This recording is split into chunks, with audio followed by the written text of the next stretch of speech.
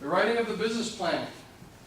The writing of the business plan could be a simple document. It builds on the model process drawing with bullet points, 2 to 4 page documents, simple. I've seen business plans be 4 pages, okay?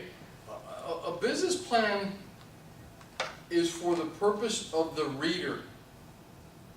So if your bank is reading it, then it has its purpose. If an investor is reading it, then it has its purpose. If it's used for marketing, you may not need everything in a business plan, but there's a purpose, and it's really designed, and it's tweaked. I don't want to say rewritten, it's a big word. It's tweaked for the reader. And most of the time, once you get started, you'll never look at your business plan again. Then because it's no longer a business plan, after you've cash flowed, got your first dollar, it becomes a strategic plan. It changes. It no longer becomes a business plan because a business plan has kind of a definitive financials, where a strategic plan is different. It's already using the existing financials and creating some projections. Okay, so you use a strategic plan to launch a product within an existing company. Okay. Should have strong focus on areas of opportunity. Might be more detailed in some parts, sketchy in others. The sketchy parts are usually your weaknesses, the parts that you don't know. And that's the part that a lot of times people don't want to spend time on because it's their weakness. But those are the parts that you need to either lean on SCORE or lean on other organizations that can help you because it is your weakness. Maybe you're a manufacturer, but you don't really understand marketing. I mean, the concept of marketing just doesn't penetrate your brain. That's when you go to SCORE and meet with a counselor and say, look, I really need help with a marketing plan. I have these ideas, but help me understand how to put it together. Understand your weaknesses are only weaknesses when you don't know how to supplement them. Okay, you're not going to be able to be strong in everything. You're just not. Me, the numbers seem to make sense to me. When I do a business plan, I always start on the financial part because in my mind, if it doesn't make sense in the financials, it's not going to make sense to do. But some parts of the financials you can't complete until you do a little research. So what happens is that I start the financials, I leave it, get the information, finish it, then I just did a little bit of my marketing. Then keep on going on my financials, I bump into an obstacle, get the information, put it in that section, then complete the financials until it makes sense to me. I said, okay, I think it's worth doing. Then we complete all the other pieces. That's just me, but that's my strength. Okay, so I'm not telling you that's the way to do it. I'm just saying, lean on your strengths to drive you, to pull you through. Maybe production design and concept is your strength. Well, do that, and it drives you. But when you bump into obstacles, don't ignore them. That's when you stop, and then you ask and lean for help or move from there. External use of the business plan. Formal document, builds on the business model, expands bullet points, tailor sections for banking, venture capital, strategic partner. Venture capital is someone that is going to give you money, but I want 25% of the business. That's a venture capital. Okay. Many templates are available. SCORE has one, score.org and BrowardScore.org. You go there, keep on digging. You'll see it there. There's a template. You type, and then it puts the information in. You type, it puts information in. But here's the problem. I've seen people use business plan templates or software, and there's nothing wrong with it. But garbage in, garbage out. So I've seen people force the software with the same information that they have. So you see the same phrases throughout the entire, because all of the, it's not going to think for you, it's just going to go boop, boop, boop. So you see the same explanation in the marketing, same explanation in the philosophy, see, all the way throughout, because they didn't take the time to maybe do a little bit more homework and then put more information into the software. You're not supposed to finish your business plan, sit down, I'm done. It doesn't work that way. No, you're supposed to get it started, get stuck, then either continue that night somewhere else or continue another day. Because I think the best things that happen is when you get stuck and you're upset because you can't do it, you come back to it a week later or a day later, you're like, or you're driving somewhere, you're doing gardening or something, oh my goodness, that's because you allowed yourself time to absorb. I have a good example of that.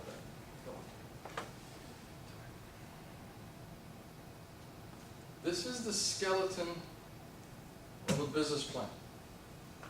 Okay? This is what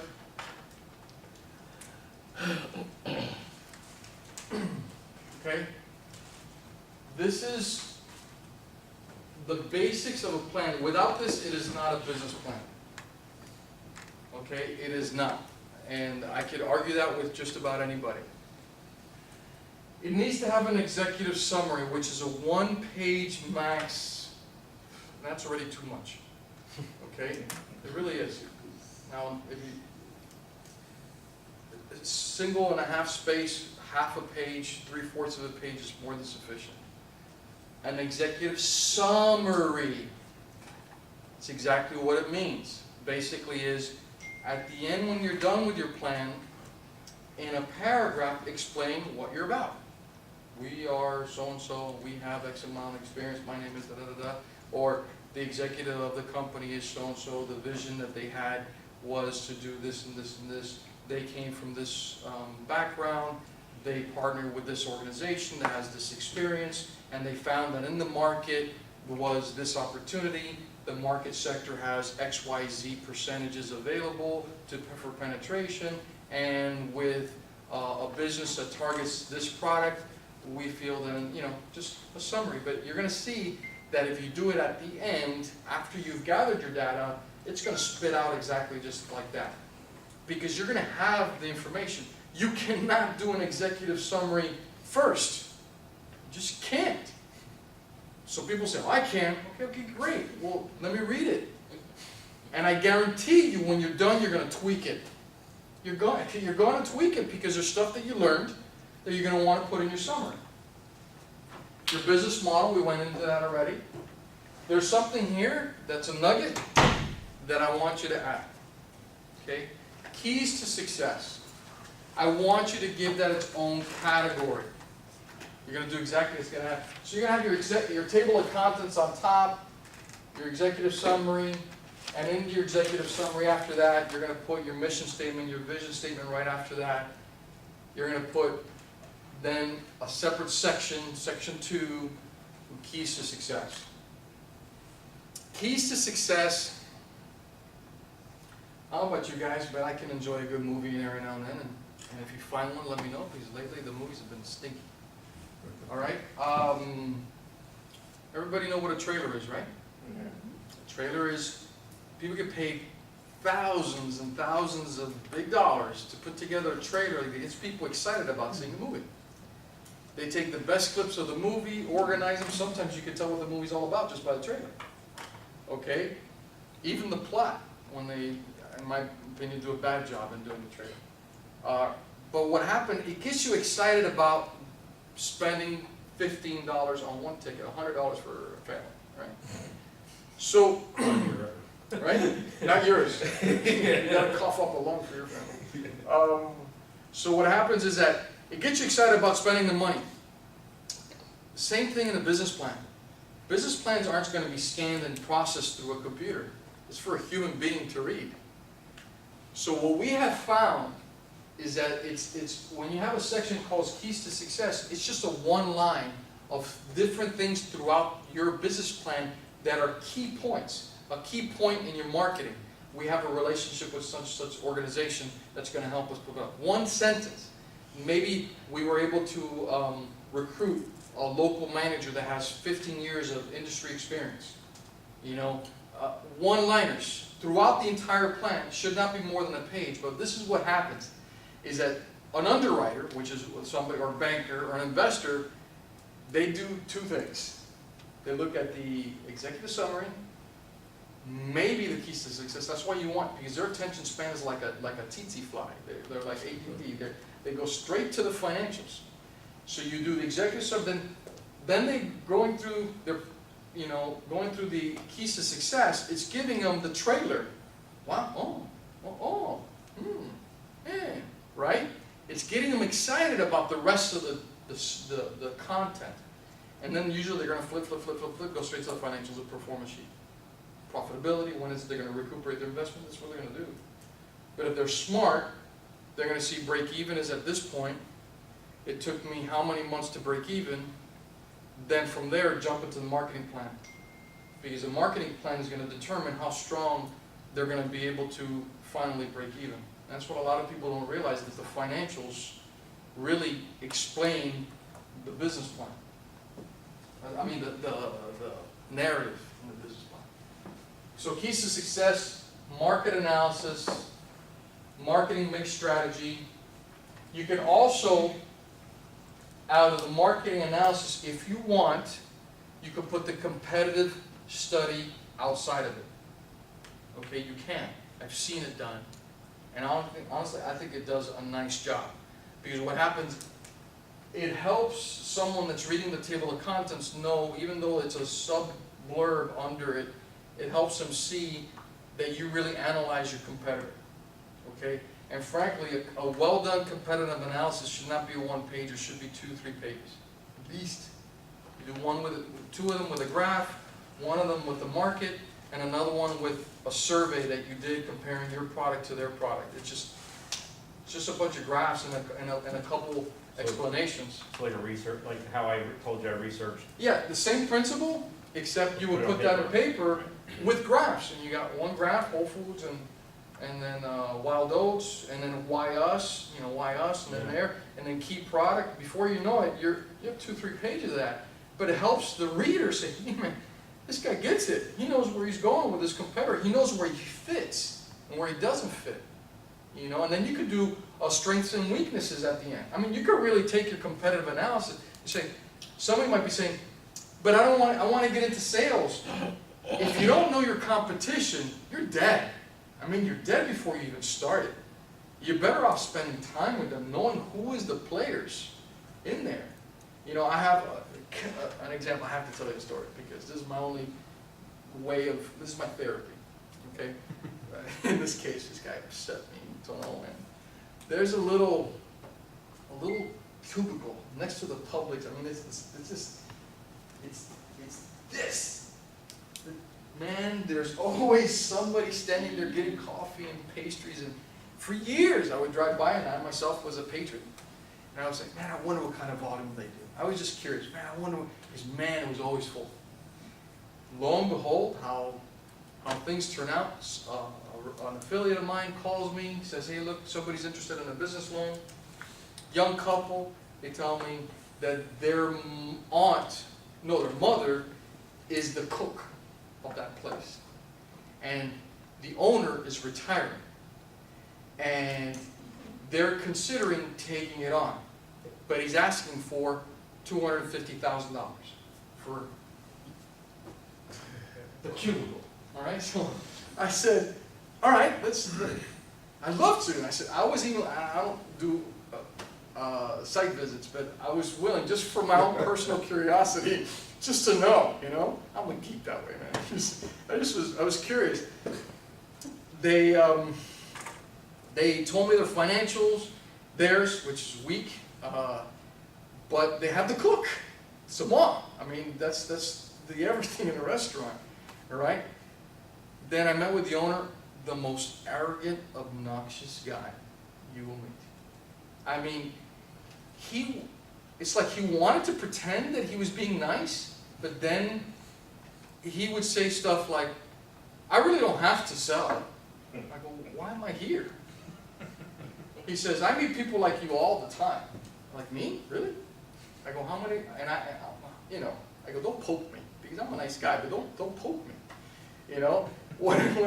I said, really, how many have you met in the past year that do business lending, complete financial? And I decided to just turn on the juice, So, oh no, but and he's just backtracking a little bit. What ended up happening, long story short, was he was back and forth. I said, so do you want me to help them get financing? How much do you want to sell for?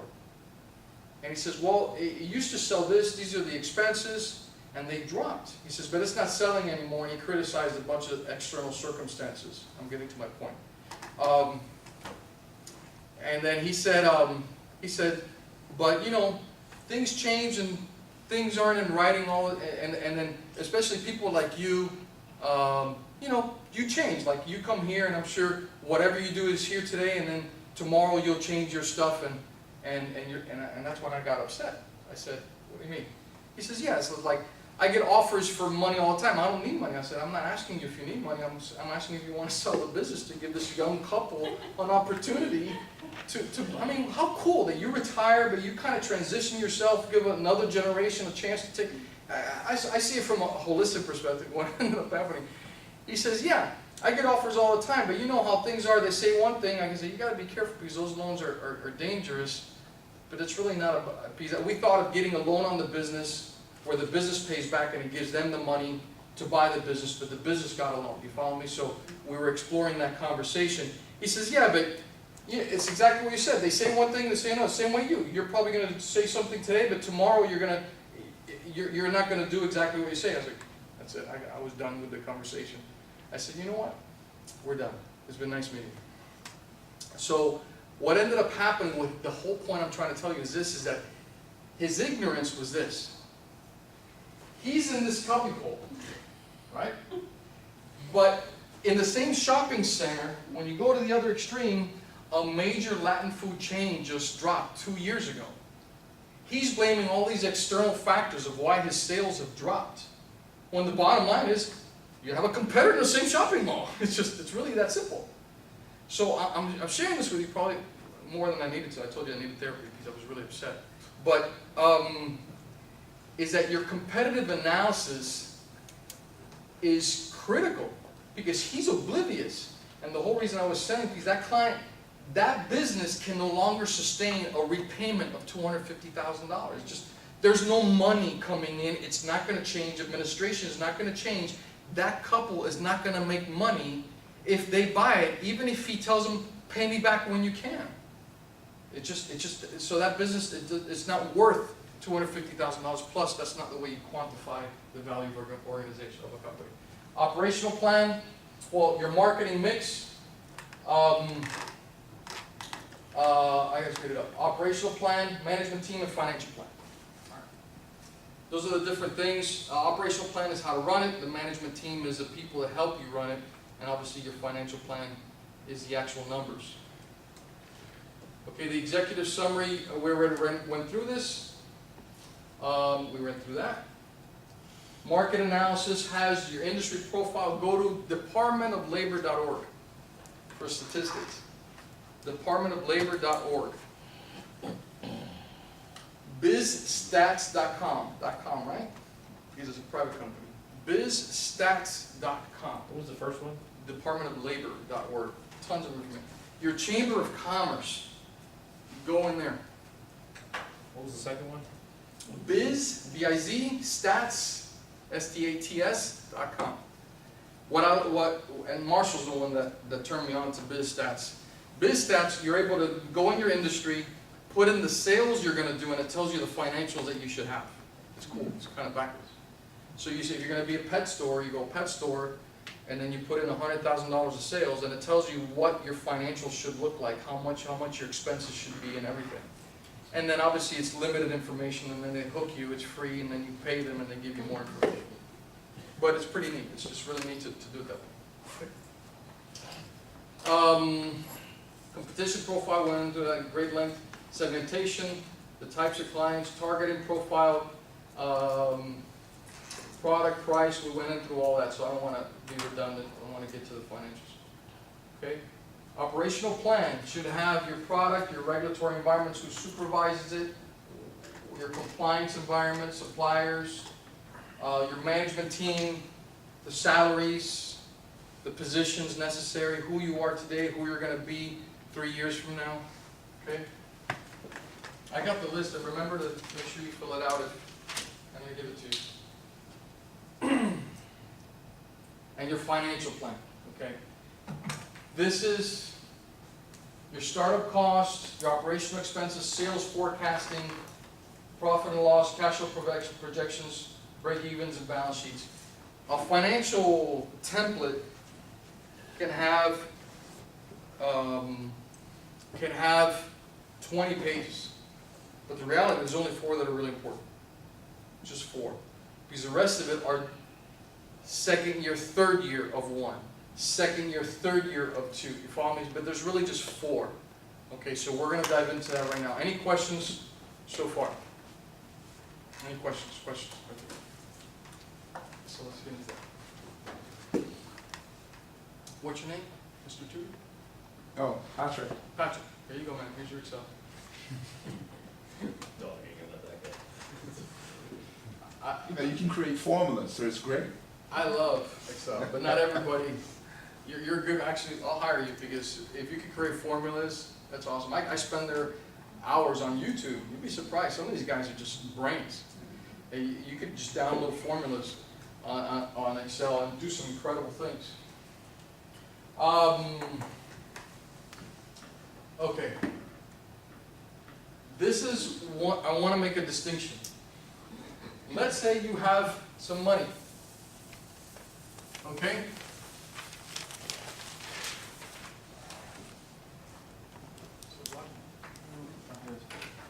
Okay.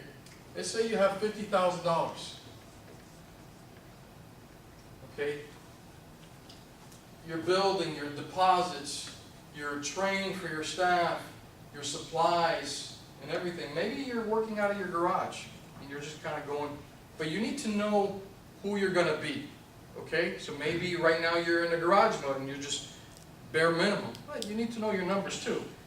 My recommendation is that when you do your financials as an independent running organization outside of a garage. Because you're not always going to be in a garage. But what happens is that your pricing sometimes changes because you didn't anticipate some expenses that you should have anticipated. So you alienate some clients because you say, I gotta increase my prices now because I got the rent to pay, I got workman's comp, I got insurance to pay. You were supposed to factor that in the beginning so that your price doesn't change. Okay? So even if you're not at that size, you should price it as if you were in that size. So let's say your $50,000 that you have, and you have another $50,000 in credit card or line of credit, business loan. Hopefully it's under your business name, not your personal, okay? Because if it's under your business name, it doesn't show up on your credit report. Okay, it doesn't affect you that way. So technically, your startup power is $100,000, right? What a lot of times people confuse is, let's just say your startup expenses is $75,000. You don't have, you now need to take this and $75K goes to startup, $25K left over is working capital. Working capital is what you have to start the company. See the difference? Your startup cost is what, just to open the door, but it's not helping you run the company. Run the company is day 2. Okay, day 1 was getting it set up, the ovens and whatever you have, whatever equipment you had, whoever you had to pay. But once the clock starts, that's working capital. It's a different figure. This is what you work with for your break even. And I'll explain to you now, because if you go later, actually let me just go to it since I'm on the topic.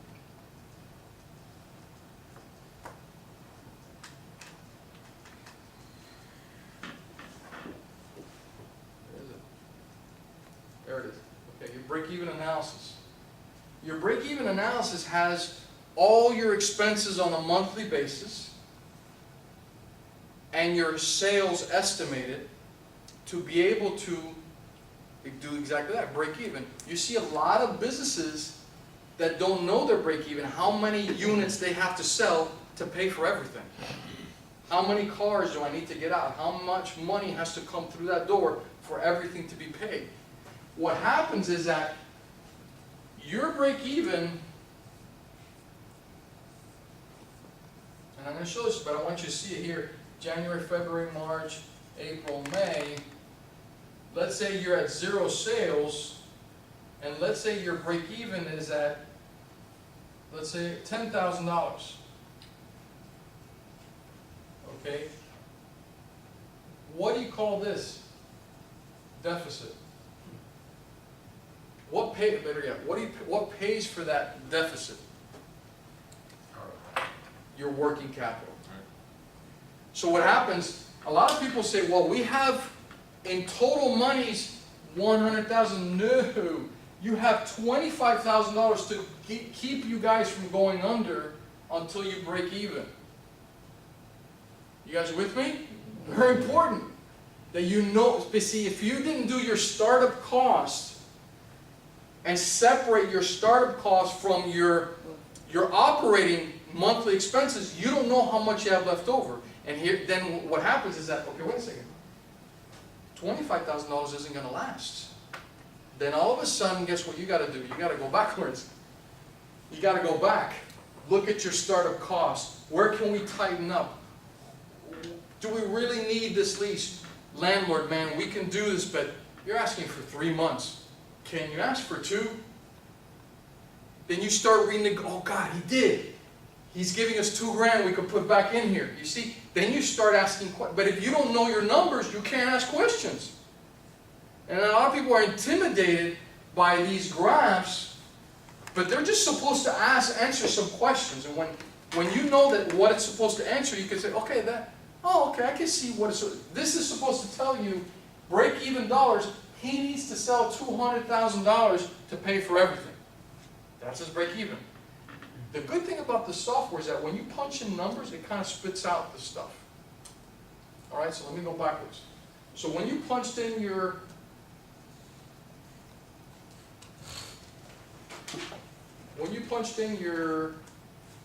required startup funds and you punched in your salaries, how many employees you're going to have, their hourly rate, how many hours they're going to work, maybe it's just you, maybe it's you and somebody else, okay? When you punch in that stuff, it's going to start putting it into the rest of it. Fixed operating expenses, whatever you have, your insurance, your rent, your legal, your postage, everything. So operating, this person needs $8,000 a month just to run the place. Projected sales forecast per unit. Well, I have different products. Well, get averages. Okay? Well, this is my average unit. This is my variable cost per unit. And then this is my sales, and it lets you plug it in here. This is very manual. When you get into the software that's in score.org, it's just going to ask you a question. You're going to punch it in, and it's going to do it for you. I use these spreadsheets because it allows you guys to see the whole thing. But it's just going to ask you one question: what is this expense? This expense? You just keep on punching in information, and then it's going to populate it for you. I see the formulas, which is great. Yeah. Well, you're a geek like me, my friend. I hate to tell you.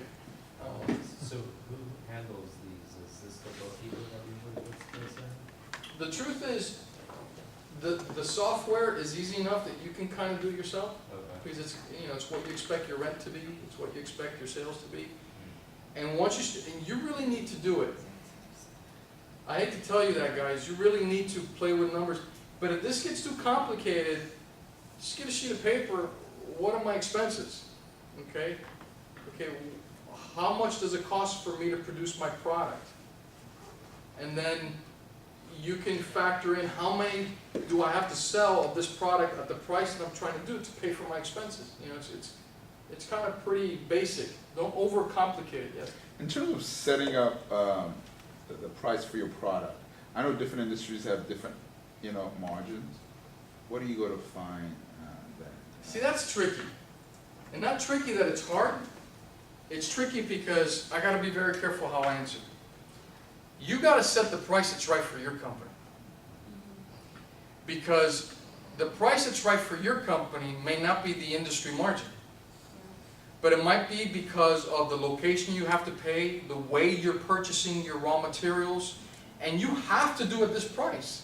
Because if you don't do it at this price, second time I bring it up, COG, COS, profits. Yeah, so maybe the industry margin means that here you make 15% profits, but in your case, you make 10% profit. So you might set it up in a way that you're outside of what it is. But if you know that you're outside of what the industry does for a reason, that's different. Because if you're saying, well, I'm going to keep my margin, even though technically, let's say the industry does $1 and I'm doing $1.25, but I have this as a value, this as a value, this as a value, I create more value in my product than the industry. Understand? So it's a delicate question of pricing, because you need to price your product based on your location. Millionaire, my uncle, 5th grade education, came from the islands, from Cuba. Multimillionaire right now in real estate. And we did a project several years ago. And it had a 2-year lifespan. We ended up closing it. But one of the things I learned in that process, because it was hard for me, because I come from a different way of thinking. And he comes from a different school of doing things. So I made a conscious decision that I'm not a consultant. I'm a student. Because he's achieved what I did not. And I want to learn his mentality. So I would never lecture, I would never introduce, I was strictly there to learn. And yeah, a few things here and there, I said, look, there might be a way of doing it, but I was not the leader. I chose to be the follower. And I would participate in the process. And one day he just came in, he said, we're changing our prices to 3%. And the industry in local was 1%. And I'm thinking competitive, I'm thinking, you know, and I said, I just have a question. Why? He says, we'll close next month if we don't do that. It's really that simple. Okay. And I was looking at it from the perspective, we need to offset other services, we need to do other things, we need to present more value in other things and stay competitive. He's saying, this is the decision we got to do, otherwise we're dead. So that's why that conversation is tricky. Question. Yes. So when you're dealing with service industry and just the page that you were on and you said try to estimate if that is a service, can I use this equation of cost of goods, cost of service, Absolutely. and profit You just to averages. Go You just- backwards, Absolutely. You just create an average for yourself. An average for your product, which but- is a service. which is a service, but then you need to cost it based on someone else providing the service, not you. Right. Because the error that service providers do is that they cost it based on them doing the service, not subbing the service. But when you sub the service, you get it to a true cost, because then you really got to figure out what is it going to cost. Do I need licensing involved? And how do I acquire these people? Where do they come from? So you need to sub it, and salary.com is very good for that. Salaries.com. Salary or salaries, I'm not sure if there's an S in there. It's just one salary. You familiar with it? Yeah, it's great, man. You just put where you're at, the employee or the staff you need, and it tells you the average salary that person, even professionals.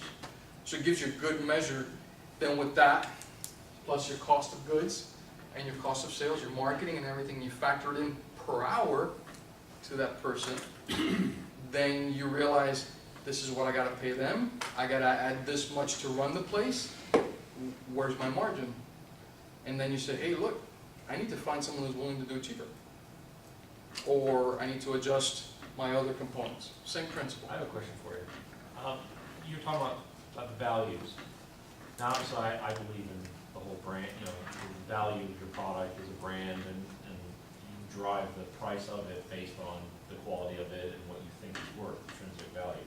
My question to you is, though, is what happens if you're coming into a new market with something that's completely different, like what I was talking about, my product, where no one else is doing it, whatever like that? It becomes almost the thing that I'm faced with and what I'm concerned with is the value is, am I overselling it?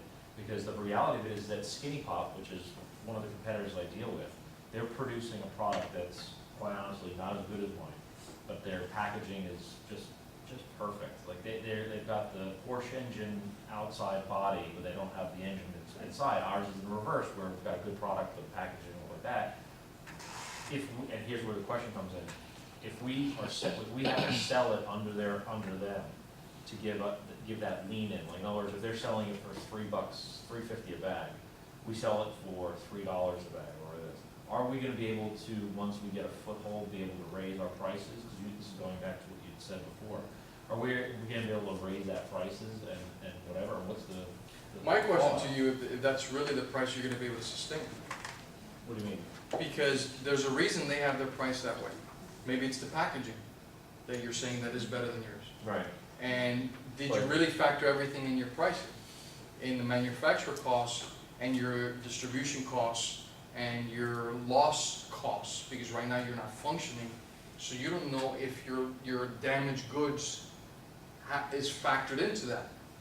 So your goal is to do the best you can to factor as much as you can into your costs, because the last thing you want to do is say, oh yeah, I'm introducing it under, and then really you're not. When you're finally up and running, delivering purchase orders, dealing with receivables, people that haven't paid you, and you have to pay interest on some loans to carry you through, and then all of a sudden, the only way to do it is be at $3.50, and your vendor says, hey man, now you're too expensive, I prefer to go with so-and-so, Right. even though your product tastes better. But my question, I guess, so what you're saying is that you can't overcome that. Overcome what part? Well, like I said, if you price it below the competitor to get a foothold, you're saying that there's not gonna be a You way. could be putting yourself in a very bad place. I know that I'm not. I wouldn't cut my nose off to spite my face, but my issue or my concern with is that if we get this choice, we're used to spending $2.50 or $3, actually $3. We're used to paying $3. You're telling me that there's no way to be able to overcome that and bring it up to the standard? I'm saying you can, but you gotta be very careful if your vendor's willing, because if you're going in based on price, and then you change price, you say, wait a second, I brought you in based on price. Now, if you're going based on value and the So I quality said- of product, then you're saying, hey, look, this may go up and down, but I'm being introduced, you're giving me a foothold based on this concept. So you have to really have a good, if you're going head to head with somebody, you have to have a good grasp on your delivery cost, your end cost of sales. Right. And the only way to do that is getting opinions of people that are in the industry. What are some things you did not consider when you started delivering your product? And maybe they say, I didn't consider gas of trucks. Yeah. I didn't realize that gas was gonna get so expensive, and that threw my numbers off. Right. You know, so that's where people say, well, I can introduce it at $3, but let me leave whatever I can as margin for unknowns. Right. But then for that same scenario, you also have some leverage when it comes to volume as far as manufacturing. So if you initially negotiate, with the vendor on, let's start with this price, but once my profits kick off or my sales kick off, let's then negotiate my per package price down to a lower cost. Granted. So you can control Yeah, that element. economies of scale. You buy more, I can offer it less. But you gotta know at what point that is. You gotta know at what point you purchase raw materials at a better rate. And at what point you're introducing it to that vendor says, when you get to this point, I can buy at this point, not just arbitrarily say more sales, less cost. No, it has to be real. Well, based on what you were saying to me, the key for me is gonna be introducing it. We might be introducing it and using that, we're introducing it at this price. But I have to make sure that the person, like Lucky's, they understand that this is an introduction price. Once got a foothold, we're gonna be raising our prices to meet the rest of them. We're just gonna give people a comfort level of, an incentive to buy, basically. You're on the right track. You're on the right track. I would just leave a little cushion for unknowns. Yeah. Because there's just some stuff you're just not gonna know. And the minute you start your business, the minute you start and you start interacting with people, you're gonna realize, oh my God, I didn't consider this, I didn't consider this. You didn't do anything wrong. Your job is to reduce your risks, not eliminate them. You're not going to, you don't have a crystal ball. But you did the best you could. The idea is that you did the best you could prior, so you may have not reduced all your risk, but you reduced some.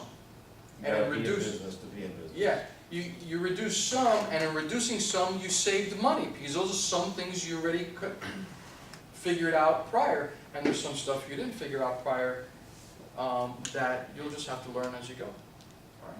All right. Last statement that I want to go over is your cash flow statement. Again, it's not that intimidating because it has your expenses, your payments, but the difference of your cash flow statement is this part here, ending cash balance. It basically says that of the working capital you had to start, let's say in this example, at 10,000, it started at 25, and then went, started going down. But then here in June, it went back up again to, let's say, $1,000. Okay? Because it helped you survive, but you knew that by April, you had to have some sales because that money was going to run out. You'll never do it again. Your CPAs don't do that. They can't do it. Even on site, they can't do that. Because think about it. Your expenses aren't logged in your bank statement until generally the end of the month. Unless they're looking every day, and yeah, that's because if you have an accountant on site every day and subtracting it to the balance that you have and understanding the expenses that you expect, there's no one that can do that unless that is literally their full-time job. And most bookkeepers are worried about paying the bills and collecting. They're not worried about telling you what your cash flow position is. Your CPAs and accountants are going to be generally 60 days behind because your end-of-month statements finish 2 weeks into the new month. They need at least a week to process it. So by the time they process it, do your P&Ls, unless they're very good, they could probably have it to you within 3 weeks by month end, or usually it's at the very minimum 30 days. And your month already closed. You're ready in the new month. So your numbers are generally going to be about 30 days old if you're using an accountant or a CPA.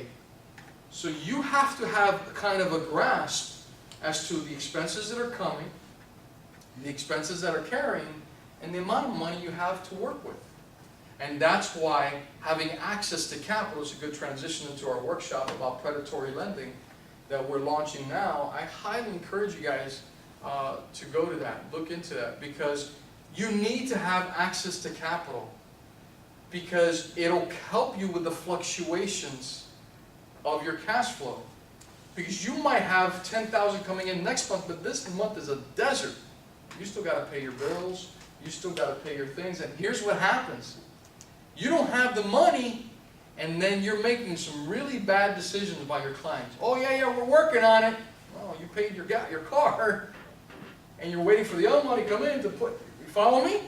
That's where you're making bad decisions because you don't have something to say. Okay, I'll use that. Pay my expenses. The money comes in, pay that back, and then use it. And then that's how you keep from going. And that's how you keep clients from being happy. That's one of the toughest things in the beginning is that you're making some decisions based on your cash flow, you're upsetting clients, and you're not taking off. Because instead of being one happy client to another happy client to another happy client, you're kind of upsetting them as you go just to maintain until you can get to the point, and you have to put all this other energy into new marketing to help you get new people, because these people are not coming back, they're not referring to business. You see how it's a vicious cycle? Just because maybe you should have waited, fixed your credit, waited, gotten a line of credit, waited, fixed some things personal before you launched. It's not about being immature, it's about being mature and making a decision based on who you are, not based on desperation. Because that's not sound business logic. There's reality. I don't have access to cash. How do I get access to cash? There are financial sources. Let me explore them. Oh, my credit is bad. Yeah, it is. Well, fix it. How do I fix it? How much does it cost? Okay, well, that's one of your expenses. You fix it. You got to pay down a debt. You got to negotiate a student loan.